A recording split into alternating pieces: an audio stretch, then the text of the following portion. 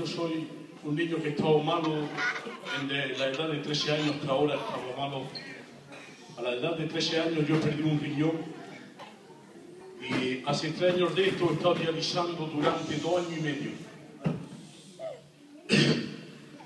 Y cada vez que yo tenía el deseo de servir a Dios, cada vez me pasaba algo. Durante 2 años y medio he estado dializando, quiere decir que yo no podía servir a Dios de la manera que yo quería. Porque cada vez con los diálisis no podía servir a Dios. Entraba en la casa, estaba cansado y sin fuerza. Pero hace 1 año atrás de esto, he recibido un trasplante de riñón. Estaba enfermo un riñón, pero todo esto va impecable. Pero hace 2 meses de esto quisiera decir algo.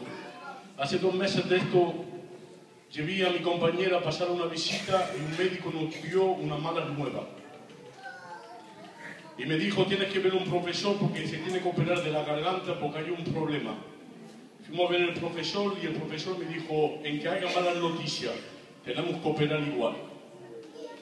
Y vamos a operar a mi mujer de la garganta, le vamos a quitar una glanda que tenía en la garganta, la han llevado a analizar y 1 semana después vamos a recibir los resultados.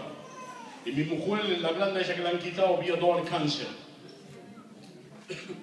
Y el médico me dijo, no hay que temer, dice, como la hemos quitado, dice, ahora tenemos que meterla en un cuarto de plomo encerrada 3 días y vamos a darle una pastilla semejante a una quimio.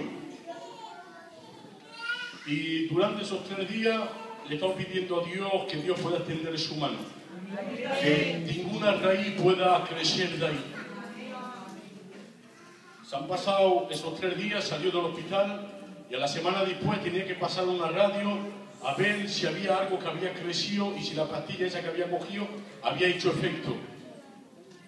Y cuando llegamos ahí, estábamos esperando ahí, que era su puerta de pasar, y en el cuarto donde estaba había muchas mujeres que se encontraban ahí y estaban enfermas de la misma maletía que tenía mi mujer. Y una mujer salió, me dijo, estoy contenta porque ya no tengo más nada, no hay nada que ha crecido.